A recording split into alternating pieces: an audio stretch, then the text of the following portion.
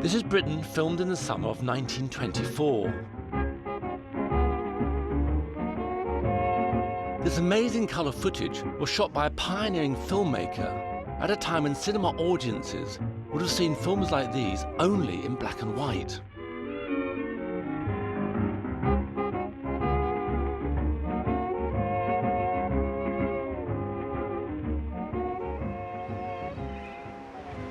In the mid-1920s, Lost Freise-Greene drove the length of Britain from Land's End here to John O'Groats. Along the way, he filmed those things that captured his imagination. People, buildings, landscape, things of great natural beauty.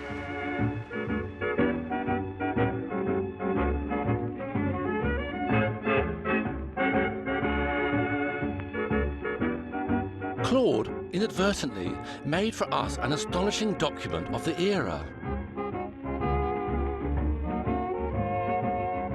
His films are a window onto a lost world, giving us a glimpse into a golden age just before the Depression and the Second World War.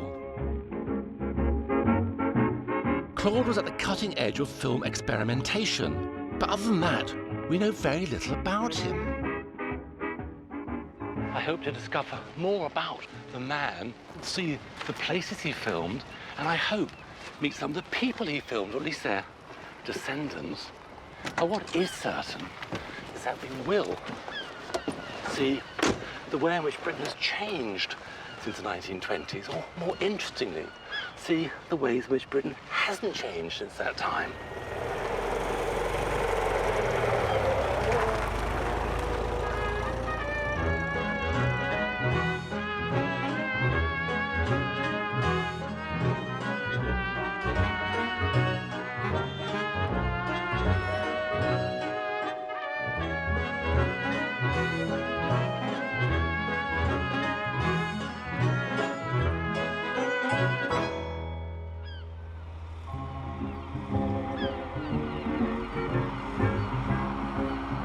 When he set off on his car journey of 1,600 miles from one end of the country to the other, Claude was full of ambition.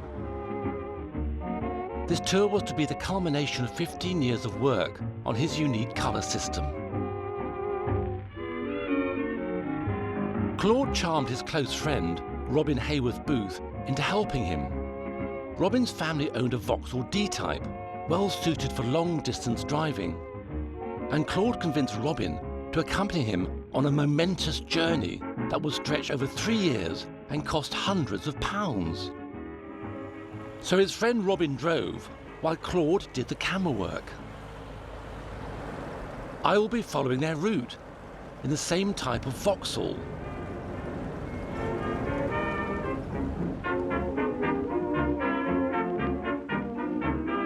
Claude called his collection of silent short films The Open Road, a title which captures the joyous freedom of car touring in that era.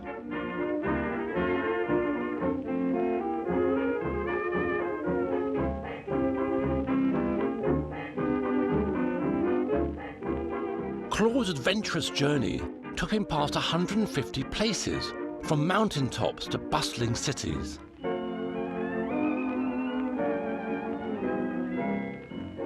Along the way, he filmed these faces of grown-ups and children belonging to a bygone era. On my journey, I'm hoping to track down some of these people or their descendants. That's your mother? That's my mother. Look at her posing. Oh, dear. And that's Helen, our friend. The wonderful It's parasol. the parasol. I can remember playing with it when I was a child. Lovely. Claude's first location was just 3 miles from his starting point at Land's End.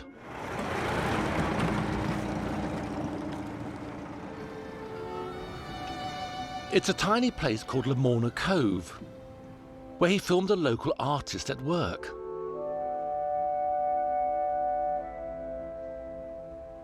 The Cornish light has always been a draw for artists, and maybe this was the case for Claude.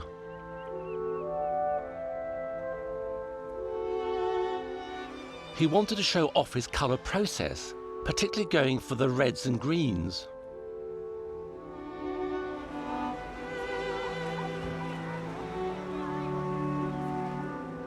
Redheads, of course, were a particular winner.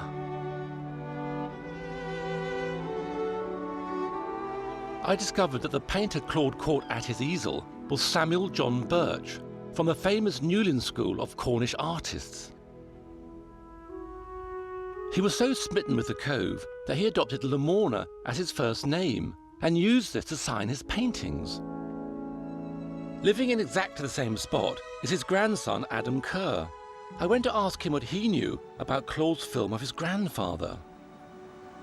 Well, we're pretty sure this was taken, this footage, in the summer of 1924, and here's a little title put on the film by Claude, Lamorna Cove, a beauty spot of the British Riviera. That's interesting. Right. Ah, now that's so yeah. clearly my grandfather. Oh, indeed. His looks and everything he wore, and His tweed, his tweed. waistcoat, Yes, yes, that's right. And shirt and tie on, very good. Oh well, the artists of those days did. Respectable looking fellows. Yeah. The painting that he's working on doesn't look like it's the painting here because there's none of this big high rock on the So side Claude there. sort of set this up a bit then. He's not actually painting, but he's looking at beauty of Shingle Cliff and more. Ah, again, now there we go. Cliff Cottage right on the edge here, and now you're reaching away to Carndew, the black headland down there. This wall is new that you see in front of us now. It just used to Yes. go over the edge. No down wall, there. absolutely. No wall there, no. Ah, now we've gone on to his studio down by the stream. I wonder what he's painting there. We can't see. Well, he's properly. painting, there's a pool with some little trout in it, and I think he's painting across there. The little girl, I don't know who that is. In the green dress, it or wasn't- perhaps green dress, wasn't my yeah. mother or sister, because they would have been older than that then. Now that's my mother. I think there's not much question about it. She had this dark black hair and used to part it in the middle, Yeah. the way the girls did at that time so much there. But that's her, definitely. And so what's it like to see her suddenly? All Well, rather it's in amazing, colour? amazing, isn't it, after all this time? I mean, she was brought up here and, well, born here, died here. So she's associated definitely with Yes. Lamorna. Yeah. What intrigues me, Lamorna was a very successful artist, often in London. Produced, I think, like 20,000 works, I've read somewhere. Yes. I mean, to have met him would have been quite a difficult thing to achieve, really. Do you know anything about possible relationships? I with don't. Claude? I don't know about any relationship there. But just to turn up and to grab a shot would have been pretty impossible, wouldn't it? Because your grandfather was very busy and I think presumably... he always had an eye for the business and the publicity end of it there, you know. And I wouldn't be surprised if he thought, oh well, why not a little publicity? Could be no so, more than that, a bit of yeah. fortuitous timing. Yeah. The other thing that just strikes me, offers a bit of a clue meeting Lamorna for the first stage of this journey, kind of inspiration, like helps us to understand a little bit about the way Claude chose his locations later on. He's trying to, in his own way, using his colour process, to paint this beautiful picture Yes. of Britain. The next location in Claude's film was unidentified. The shot showed a busy, slightly ramshackle farmyard. Adam had suggested that it looked like Boley Farm, just a mile up the road, run by the Eddy family. Hello. Hello. I'm looking for the exact spot where this was filmed in 1924. That's my grandfather there. Really? Yeah. You could tell by his size and his build, yes. My goodness, they look like you. You look rather similar, you chaps. We do, yeah. Twins, so Twins, Yeah. And that one there is my father, standing outside the gatepost. Incredible. So, how long has your family been here? 5 generations. Right. Yeah, so we've been here quite a while. And your father, so your father and grandfather, what were their names then? My grandfather was Alfred, and my Yeah. father was Alfred. Oh, right. Yeah, so... Alfred, one of you, No, Alfred? no, but my brother was Alfred. Phew, that's a relief. I like to hate to see traditions broken. Amazing. But something else puzzles me. The name Lamorna Birch. That means anything to you? Because Claude filmed Lamorna's house down the road on a cove. The archive jumps from his house to here. Any reason for one after the other? Yeah, he used to stay here. Lamorna? Yeah, Lamorna, yes. Lamorna Birch. Lamorna Birch. Oh, OK. Fascinating. It helps me sort of understand what Claude was up to. So often in his archive, we see places that no real rhyme or reason for them. You know, why this farm, why not another? But now it's like fitting the piece of jigsaw together. Having come here, met you, now found this out, I can see why he filmed this farm, because obviously he must have met Lamorna down there. Lamorna must have said, oh, come and see this beautiful farm where I stayed as a young man. That's right. Brought him up here. Claude must have stood over there and made the film with Lamorna next to him. Right, God, how interesting. Yeah. I'd arrived just before milking time.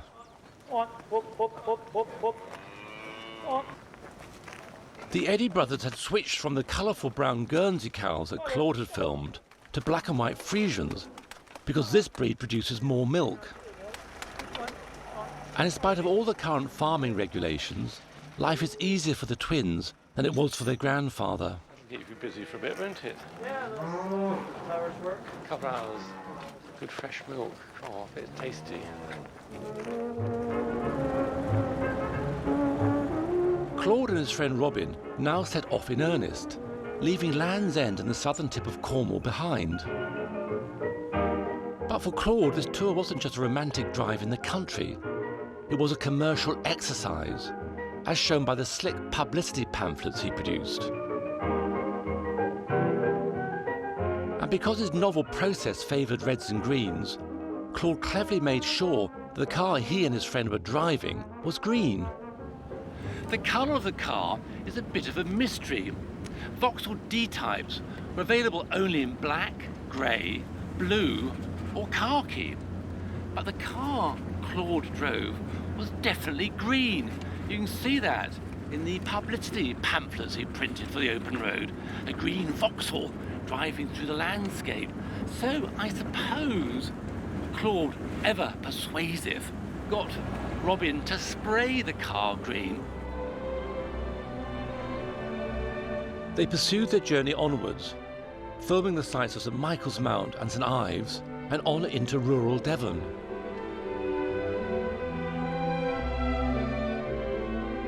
Claude planned to show his footage as 10-minute films in 26 separate episodes, to be shown before the main cinema feature. Movie-going was booming, with millions of people flocking into the 4,000 new cinemas across Britain. Captions were used to identify locations. Sometimes they were just jolly comments, but now they seem a little pretentious or even snobbish.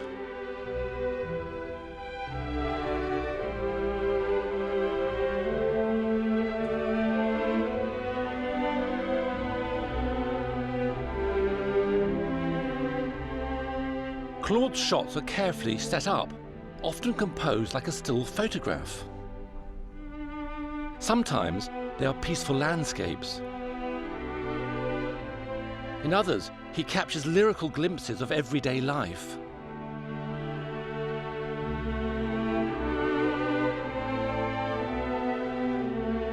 In the mid-1920s, audiences watched their movies in black and white.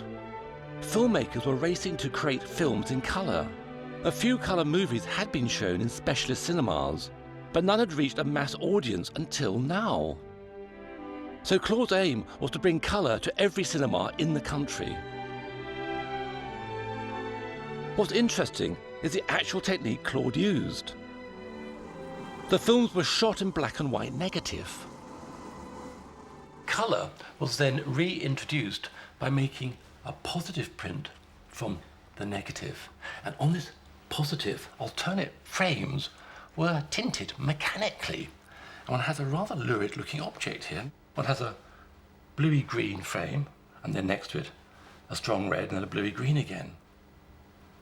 Now this is the magical part. When this coloured positive was shown at a fast speed, indeed a speed faster than most projectors were running at the time, the images combined through the eye and the brain, through the mechanics of the brain really, to create the illusion of a natural, full coloured world. Amazing really. And Claude said that this film would work in any cinema, providing that cinema had a projector that could run at a faster than usual speed. And of course that for Claude was a very powerful pitch, sales pitch for his colour process. However, it was a tricky process, and for audiences at the time, we think the end result might have looked rather like this. For us nowadays, it's not that easy to watch. But with modern-day printing technology, the British Film Institute, who carefully preserved and stored Claude's archive, has succeeded in making this much more watchable version.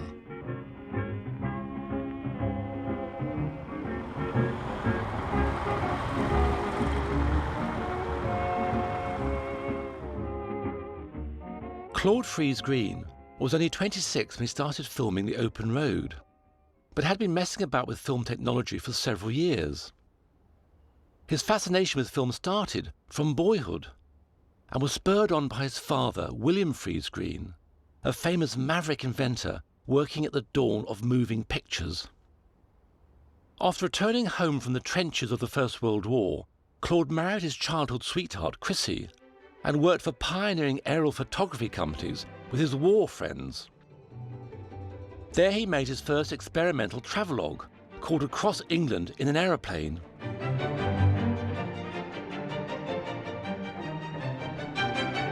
He tried to get colour in by tinting the film, and aimed at creating an epic movie about Britain, the country he had fought for, inspired by patriotic ideals of a romantic, beautiful land.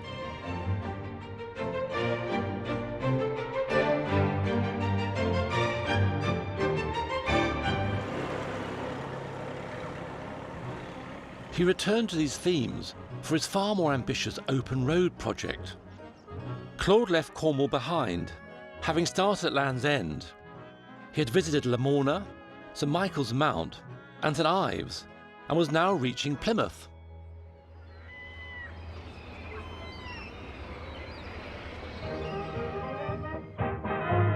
After showing off the First World War battleships working out of Devonport's naval base, Claude found an even more suitable subject. He captured the lively goings-on in the ladies' bathing pool. In his publicity material, he boasted that the Pilgrim Fathers would be shocked if they could see the natural colour bathing beauties.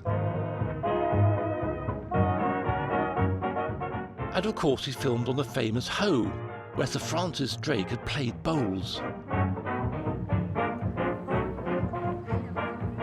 In Claude's day, bowling would have been exclusive to men. Today I found some ladies. Put your left leg forward. Right arm, left leg. Your right. That one? That's right, Yes. yeah. Step forward with that one in bowl. With this one? Yes. Oh, okay. Right. As you step, you bowl. Look at the jack. A bit too much weight. Oh, wow. Look at that. A bit too far. Thank you. Right.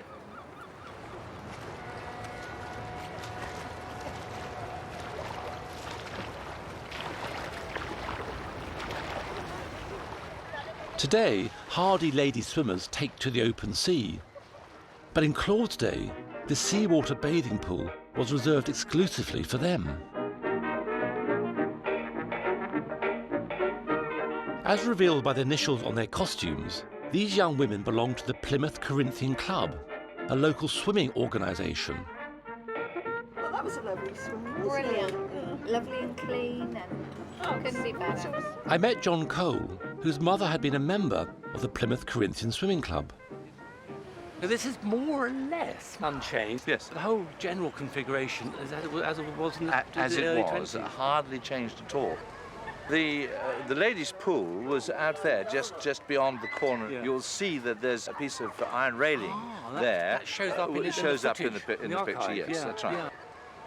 I have to say that I'm slightly surprised just how lively, clearly, they were. So do you think one of these young ladies is your mother?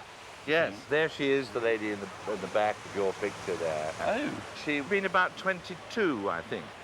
She's clearly her, because there she is there. Oh, yes. Very distinctive face. Yes, this rather strong jaw. She was called Beulah Daisy Evangeline Burgoyne. God, how Her wonderful. mother. And so, Beulah, Beulah Daisy. Daisy Evangeline Burgoyne. How charming. So what was she like as a character? She was very determined about what she saw as right and wrong. Gutsy.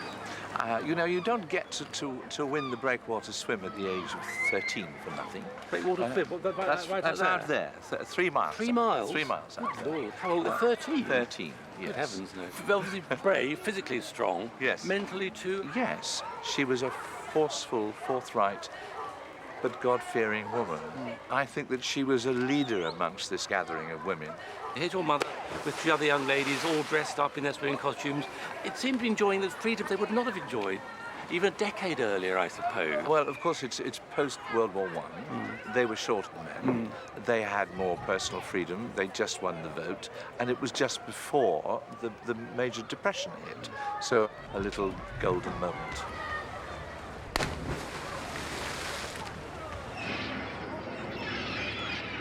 The Barbican area is at the heart of Old Plymouth and the place where the Mayflower set sail for the New World in the 17th century.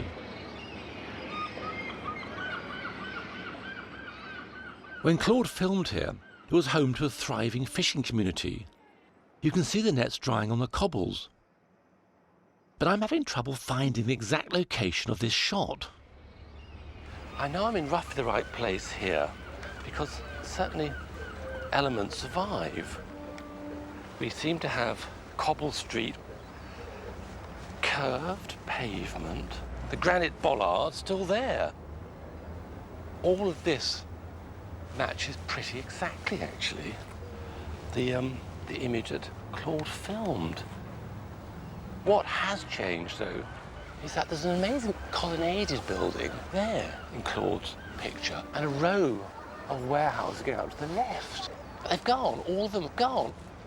I'm a bit confused, I must admit, but I think probably the answer is to go and ask the nearest pub.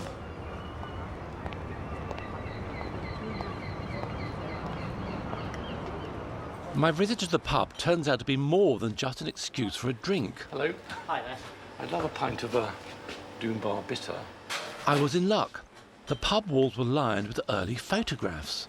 This photograph's absolutely wonderful. It's like a jigsaw puzzle. Bits are coming together. I can see the colonnaded building in all its glory full height. And behind it, not shown in Claude's film, is this building, which is indeed the Admiral McBride, the pub I'm in now, standing back behind the colonnaded building. Now, the landlord here tells me that this whole colonnaded building was demolished in the late 1930s, probably 1938, as part of a slum clearance policy. At the same time, the population of the Barbican, sort of close-knit but rather tough community, they were being moved out. So Claude, if by chance, caught a moment of social change. This old community about to go, this wonderful block of buildings about to be demolished.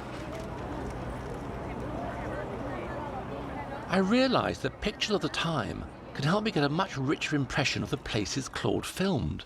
So I popped into Terry Daniels' postcard shop. I'm looking for historic images of the past. I mean, specifically, I suppose, initially this area, sort of Cornwall, Devon area, I suppose about 80 years ago, that sort of Right, date. well, a lot of these postcards are about that time. Yeah. There are boxes of those down here, and there are the markers. St Michael's Mount, Penzance, yes. And so when did these postcards are amazing. When did the whole thing start? Because they're such fantastically useful documents now. But I mean, these are about, I say...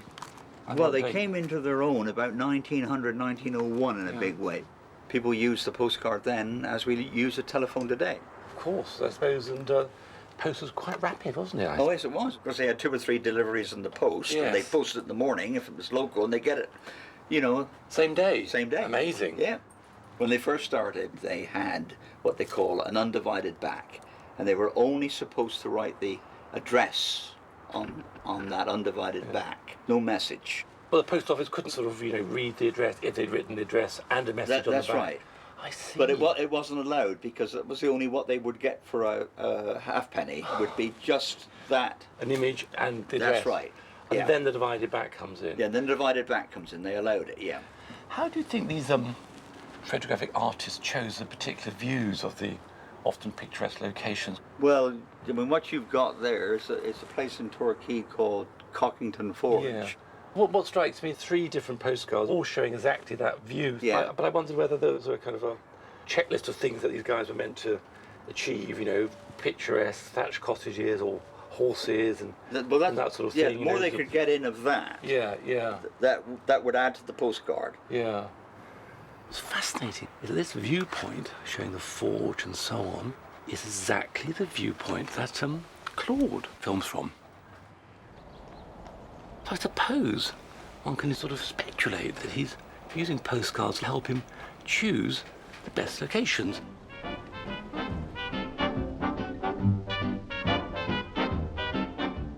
These are the films Claude shot of Cockington, a tiny traditional village, extremely popular as a rural holiday jaunt from next door Torquay.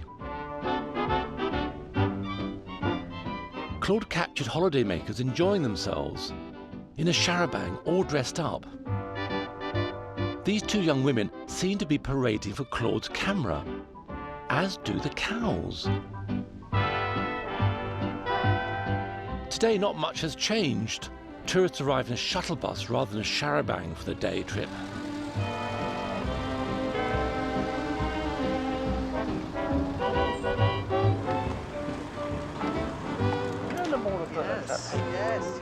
Yes.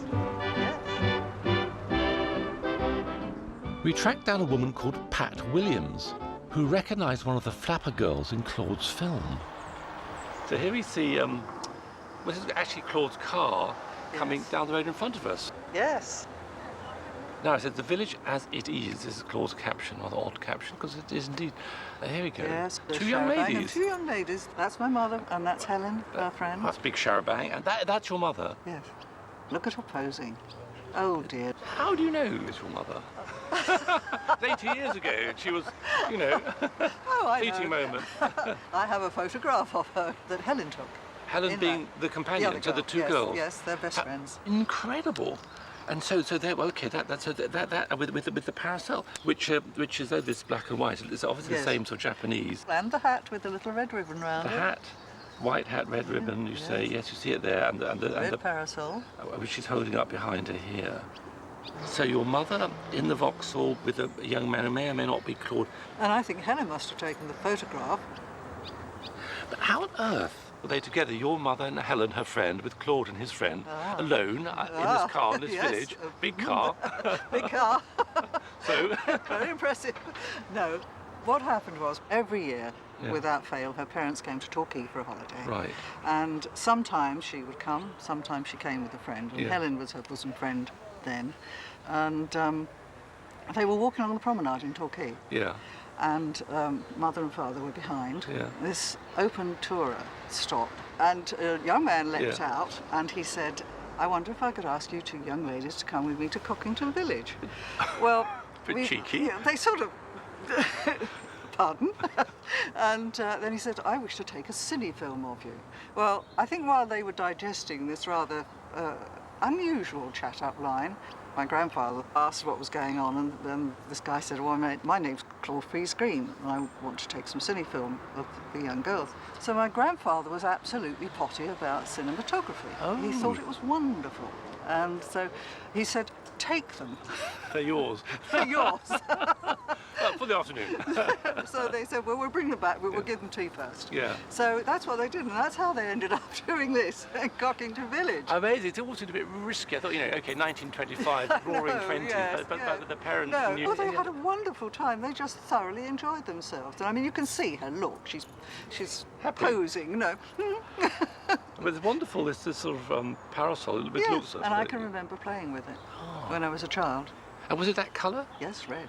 And it was painted. You can't see the painting, but it's on the outside you could see. I think you can just see little splodges. Right. There's flour. I must say, the clothes are spectacular. They used to make a lot of their own clothes. They made their own clothes? Oh, yes. So your mother and her friend would dress like this most of the time? They dress very well.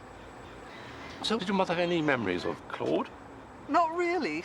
She said they were charming. I think they were a little overwhelmed because I don't think anybody they knew had ever done anything like this. my goodness, sorry, but The a horse. picturesque moment. This is the Claude moment. It's a Oh, red yes, horse, look at which you. is perfect. Absolutely Carriage gorgeous. was almost green, well, bluey green. They're wearing green. They're wearing green. But they're only 80 years too late. Otherwise, Claude would be sort of ecstatic about this. This is a Horse Britain is still alive and well in Cockington. Isn't it? Lovely.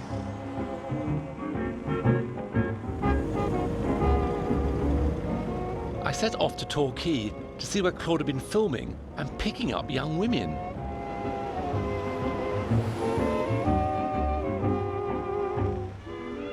The Victorian Health Resort advertised itself like this: to the tired, jaded and weary worker, no place can be more inviting than Torquay, offering soft sunshine, pure water and pure air.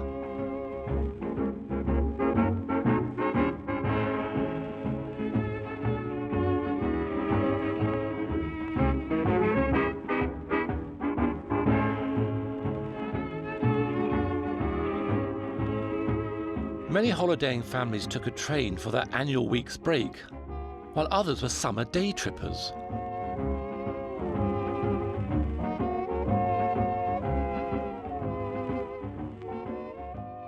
In those days, ordinary working people couldn't afford to go on holiday abroad. There were no cheap flights. Indeed, most people didn't have paid holidays, but they would put their money into holiday clubs, and when the time came round, they would go on holiday in places like this, by the British seaside.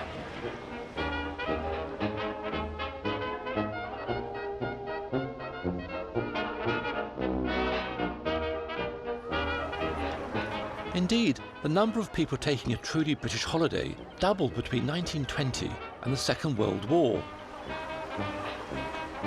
And Torquay was one of the most popular southern resorts in the 1920s, along with Brighton and Eastbourne.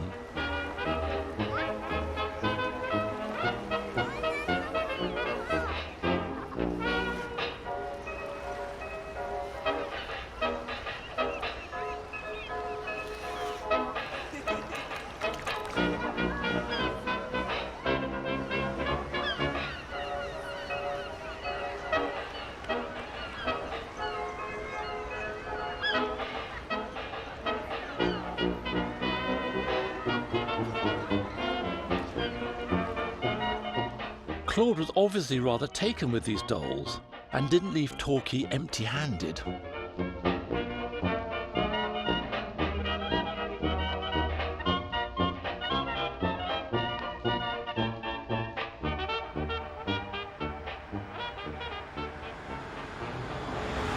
I left Cockington and Torquay behind me and headed on up the coast towards little seaside resorts like Dawlish.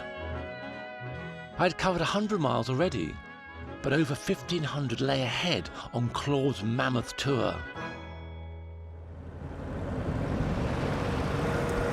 Claude's journey by car really was quite extraordinary for the mid-20s. Cars had been used for touring since the 1890s, but they were still rather unreliable and, to be quite honest, rather dangerous. So I'm full of admiration for Claude, and I suppose, in a way, with his car loaded with spare tyres and spare fuel, it's rather like driving through Africa now in a jeep, his journey from Land's End to John O'Groats. It's quite hard to drive by modern standards anyway, quite dangerous really. There's no foot brake, for example, just a sort of handbrake and a little foot brake that slows you down. It's heavy steering, no indicators, so hands up, no rear mirror actually, it's dodgy too. You've got to prime the engine with a pump, amazing.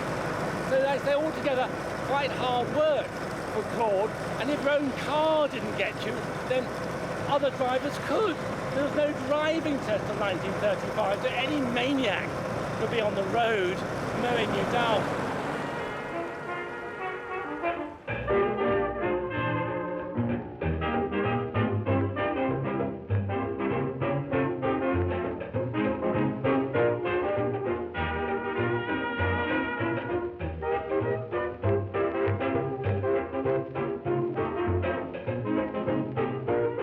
Dawlish had been a favourite haunt of Jane Austen and Charles Dickens, who admired the formal gardens built on the banks of Dawlish Water. But by Claude's day, the resort had become at lower budget, great for day trippers using the excellent rail link from Exeter.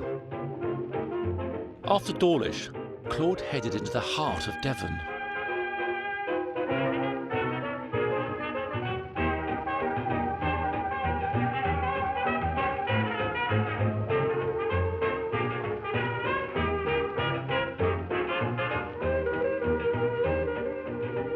None of Claude's captions identify the location of these farming shots, but you can just make out the lettering on the card, spelling E. Budley. East Budley is a tiny village near Exeter, and there we managed to track down long-time resident Frank Farr, who was just 6 years old when Claude filmed there. Gosh. Morning, sir. Morning. Good to meet you. And you, sir. Wonderful things you've got here, your stall. Well, it's got a bit of all sorts, like, you know. Yeah, but look at this, vegetables and... most of it's home-grown, organic grown, you know. There's too much of this artificial, to my way of thinking today, you know. Absolutely. Well, you don't know what you can consume in it. There's 9 big greenhouses up there. Go on, travel. I might have to. Pull through here. You've got Come in, have a look. Hello. Oh, there's the ferret scene there. Ferrets? Right. Hey, come on, Jim, lad. There you are. That's Jim. I'll get hold of Jim. Yeah. There's Ada. It's a lovely colour. Yeah, that's his. This is his missus, Ada. They don't bite. No, no. Bite rabbits. Oh yeah. Yeah, they won't harm me. But these are kind of working animals. You use these Yeah. to get rabbits. Yeah. You put them down the rabbit hole and then net them. Put the nuts over them. And then eat the rabbits, I suppose. True. He likes beer. Sensible fellow. Yeah. Right, to drink. He got to have a drink. Come on, give me a kiss. Oh. All right. Not in the mood. Can't give you no supper tonight. So I say you've been here for, well, actually, say 50 years. Well, you know everybody from the top of the village to the bottom. Yeah. Now I would know 95% of them here. When were you born? Which year? 1919. 1919. Yeah. Well, I've got a bit of film I want to show you, which was shot when you were about 5 or 6 years old, I suppose. And I'd love you, if I can show you the film, to tell me who the men are, what they're doing. If you come out here, I'll take you to my my magic machine. Yeah, all right. Yeah, all right, we better look at that.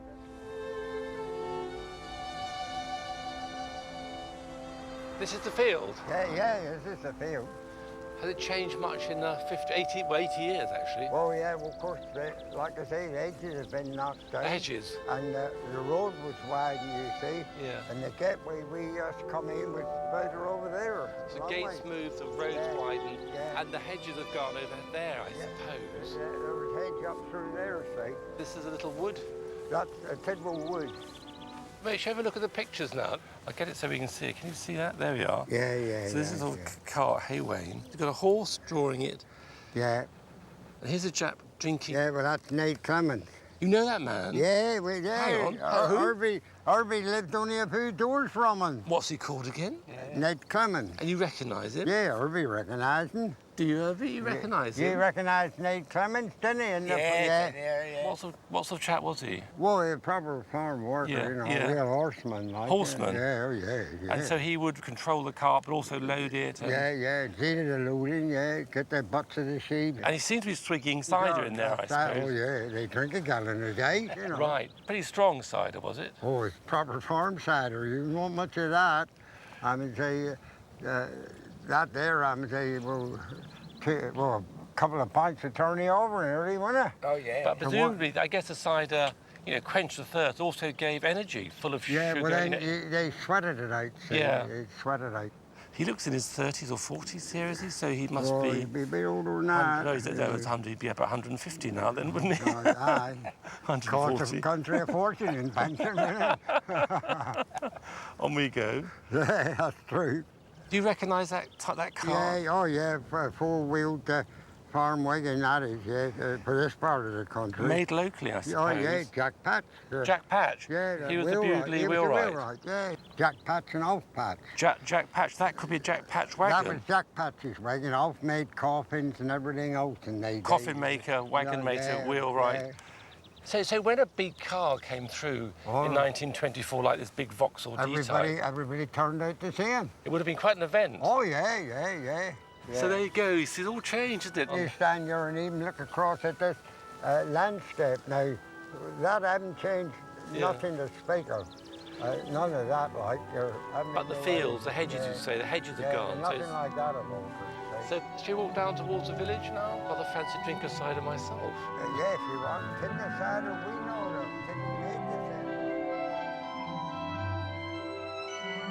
that. In Claude's day, Devon had 20,000 acres of apple orchards, producing thousands of gallons of cider a year, much to the envy of the people of America, where alcohol was outlawed. This jokey comment, at the expense of the new national prohibition law in the States, was therefore aimed at both American and British audiences.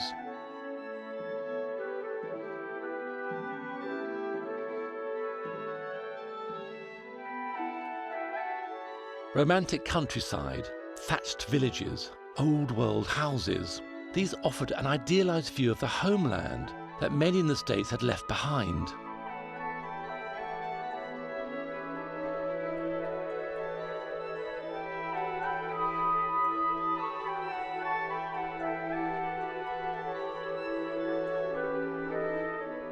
Then as now, the US moving picture industry dominated the world market, and Claude planned to sell these films of a beautiful country overseas as well as in Britain. So in 1924, Claude broke off his journey and sailed to New York to present his Freise-Greene colour film process with his business manager, Stuart Johnston. They had grand plans to sell the US rights. In New York Town Hall, using colour images of the famous American movie star, Miss Hope Hampton, as well as sections from the open road, Claude demonstrated his system to the movie trade. He had already ambitiously sold the rights to Italy, India, Norway and Sweden. Claude's films hit the headlines as a great success, and as ever, he was on the lookout for extra selling points.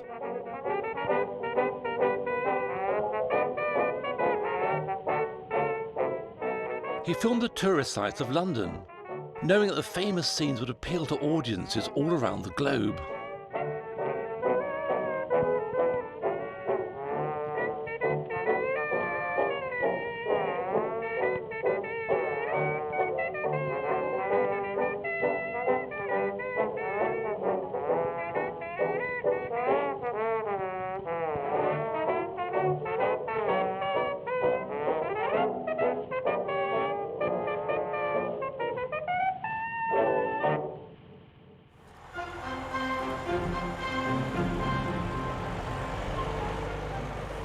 Once he got back on the road in the borrowed Vauxhall, Claude resumed his journey through Devon towards Exmoor along the River Exe.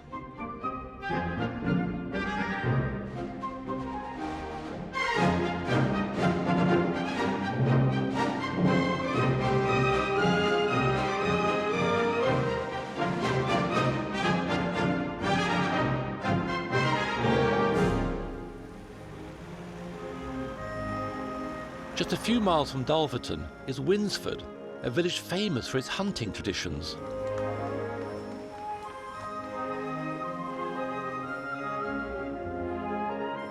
As we can see when Claude filmed here, this very spot was thronging with riders, excited by the prospect of a good day's hunting. They rode with the Devon and Somerset staghounds, who for 150 years have been hunting wild red deer over 1,500 square miles of moorland and woodland.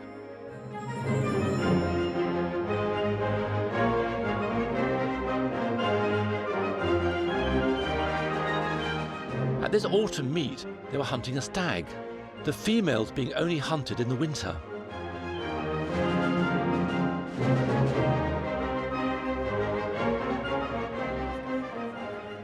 The Devon and Somerset staghounds still hunt today, but rarely gather around the Winsford Memorial anymore. Their numbers are far fewer than in Claude's time, but they still meet 3 times a week in season, despite the new hunting legislation. One of the oldest members of the hunt is Dick Lloyd, who's been riding for over 70 years. I think the last time that you came was when... Dick's father, Ned Lloyd, was secretary of the hunt in the mid-1920s. The Zimmer frames to be left at the door. I met Dick and his friend Anne LeBar after Dick had spent 8 hours in the saddle. For decades, Anne's families get records of each season's activities.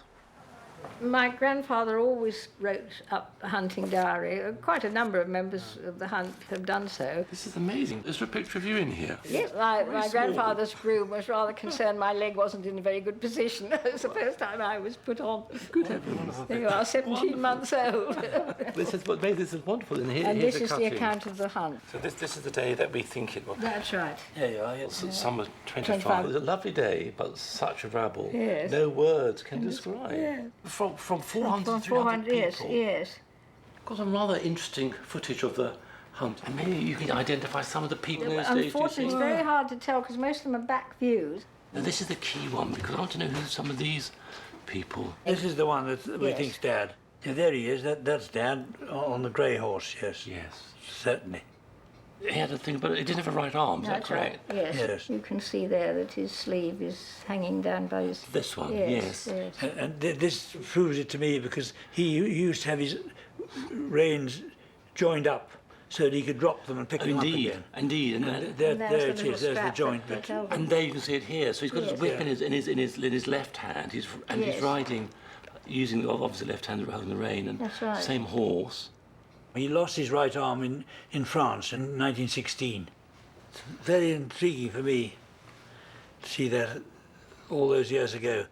And your father is wearing a red coat. Because he was secretary. Okay, yes. And field master too, which Yes. took Yes, who he had was. to be visible because there were about 500 Right. people, and they took some controlling sometimes. Being they visible got is excited. important. Yes. So here we see gathering by the War Memorial. I'm interested in the clothes actually. So Yeah. what is she wearing? A soft hat? She's and- riding side saddle. You see, Oh, no, side saddle, of she's got a course, yes. bowler hat on. Interesting, different sort of hats in particular, hard hats, soft hats, bowler hats. Yeah, Women well- with fashionable sort of slouch hats. I mean, what's it?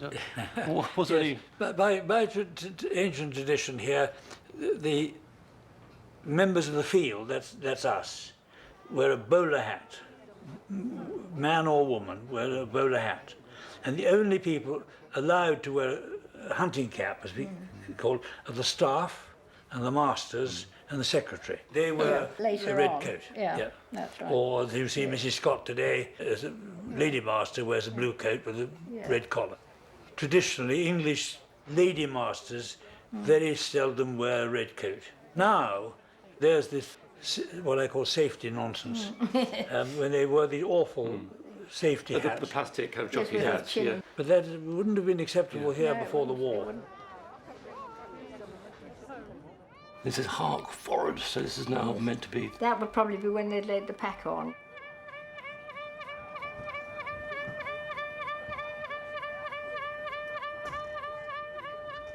I suppose that the idea is to find a stag which is right to cull. You don't hunt necessarily the finest, best-looking stag. You hunt the oldest you can Yeah. find. Yeah. Because it's like culling out of a herd of cattle. You don't keep a bull going for, well, more than 3 or 4 years because he starts breeding with these children. Yeah.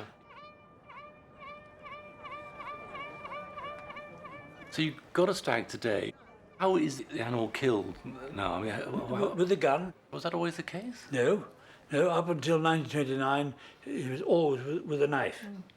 And as I've killed, never afraid of saying, I've killed deer with a knife. And if you know what you're doing, it's just about as sharp and lethal as a shot. While the changes in the hunting law were thought to affect many people whose livelihoods rely on hunting, the reality for stag hunters is turning out to be rather different than expected. We thought no hunting meant no hunting. But then we hadn't read the Act Yeah. then. We didn't know what the Act was going to say, or bill then. So when the Act came, picture changed entirely. Because you're not allowed to use more than one couple of hounds at once. Today's meat was perfectly legal. You could flush a deer. That's the flush. Not our expression. That's what Blair likes. You flush it with 2 hounds, and you hunt it, and you shoot it as soon as possible. Right. So far, it's working extremely well.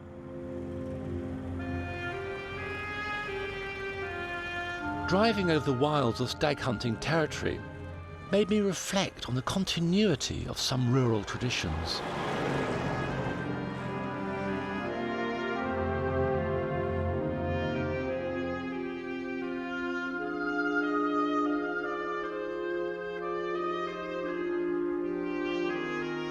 I reached the northern rim of Exmoor, an unspoilt countryside full of literary associations.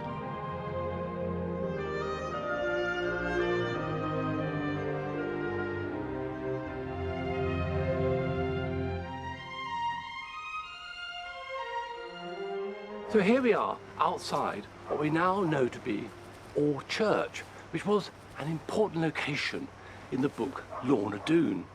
Lorna Doone was an immensely popular Victorian novel written by R.D. Blackmore, and the action was set here in the late 17th century. The novel is a near-tragic romance whose tumultuous plot is bolstered by the dramatic locations in this Exmoor valley. At the climax, Lorna is getting married to the hero in this very church when something dreadful happens. Darling eyes, the clearest eyes, the loveliest, the most loving eyes. The sound of a shot rang through the church, and those eyes were dim with death. At that time, people went to see places mentioned in popular novels in the same way as people now go to see locations that feature in television programmes and in big-budget movies. The first romantic encounter between Blackmore's hero and heroine took place here at Badgeworthy Water, about a mile from Orr Church. By the side of the stream, she was coming to me, even among the primroses, as if she loved them all. My heart so awoke and trembled.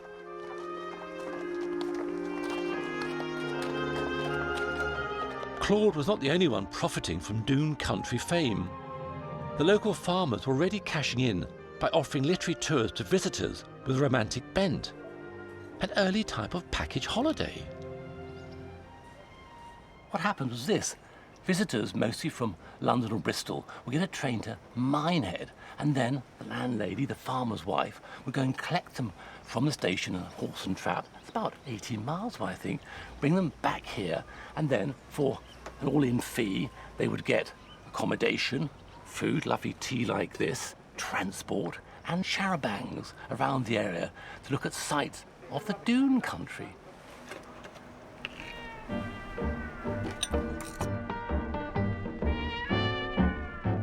Charabancs were, in fact, one of the most popular ways of taking a holiday jaunt.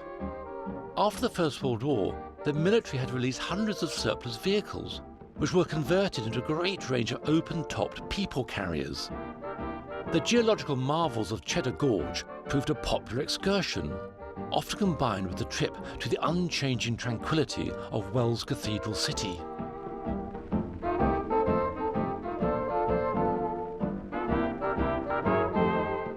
In Bath, only 2 things took Claude's fancy: the grandeur of the Roman baths and goldfish. Extraordinarily, it seems he took no other shots of the beautiful Georgian city, possibly because film stock was so expensive and the pale Bath stone would hardly show off his colour process. On his way to his final destination in the southwest, Claude came across an unexpected delight. This pageant is a fantastic mix of the traditional and the topical, with chickens and young princes marching alongside X-ray calling with her antenna, maybe a reference to the recent BBC Mass Radio launch. She means the world and all to me, that is true. Fancy dress parades were extremely popular, ever since Queen Victoria and Albert started dressing up their children half a century ago. My extraordinary gal. Costumes for outfits like this French chef were found in fancy dress catalogues. In her dreamy while a geometric symbol of the rising sun was a well-known Art Deco motif, particularly used in posters and adverts for holiday resorts. But the most popular costume of all was the Pierrette or Pierrot, inspired by the Pierrot troupes that entertained seaside crowds. And innocently blacked up, this little girl looks like she has stepped straight out of a school book illustrating peoples of exotic lands.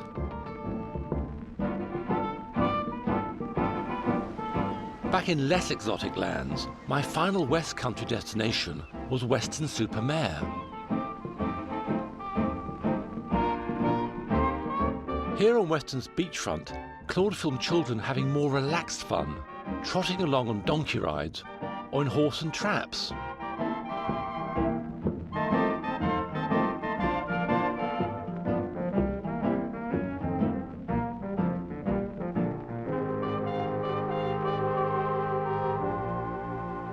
There are far fewer donkeys working on the sands today, but they are still being run by the same family, the Trapnell clan. We need some lollies this side, Helen, because we haven't got any this side now. Lorraine keeps an eye on her donkeys from her beachside stall.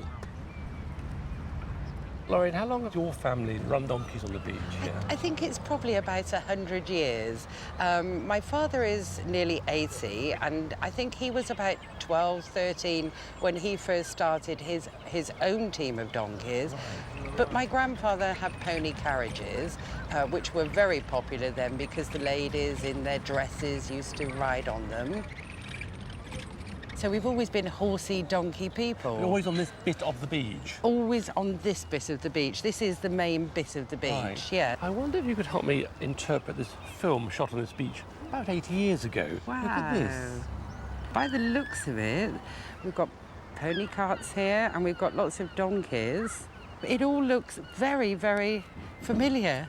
The carriages are a little different to what we have now, and they're dressed very smartly in his waistcoat and his bowler hats. Years ago, there would be 6 pony carriages working. Yeah. There would be 3 teams of donkeys on each little, we call them pitches. Now, of course, we don't need as many, but they're still really popular. The children love them. So, what was Weston like when Claude was making this film? Much busier. People came in by the train loads, by the boats, huge paddle steamers, and the beach by 1 o'clock, you would hardly find a place to sit. Of course, now it's different. It's different.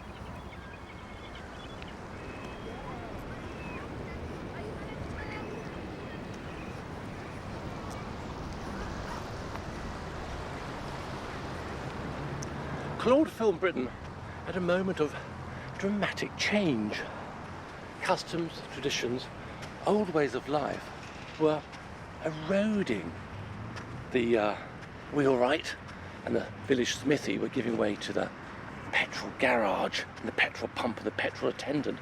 All that world so familiar was about to go. And it is, of course, a strange irony that Claude would have used a car to record the beauties of Britain when the car and the road were about to compromise, even destroy those very beauties.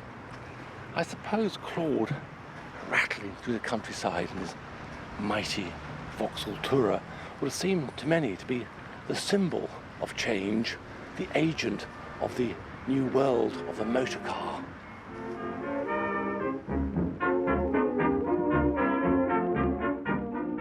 Next time, on the Lost World of Freise-Greene, Claude sets off to cavort with ragweek students in Cardiff. He journeys onwards, stopping off with gypsy families in the Midlands. And finally, he reaches the spectacular heights of the Lake District. If you'd like to see more of the open road, then go to bbc.co.uk/history, where you can watch all the archive on broadband.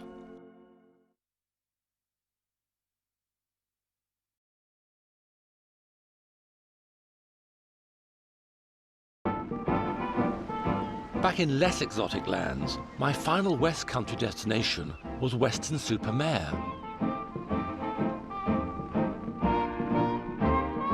Here on Weston's beachfront, Claude filmed children having more relaxed fun, trotting along on donkey rides or in horse and traps.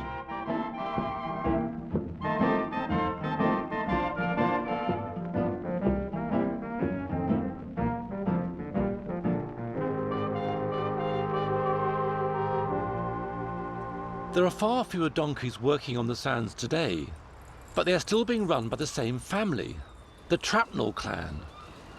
We need some lollies this side, Helen.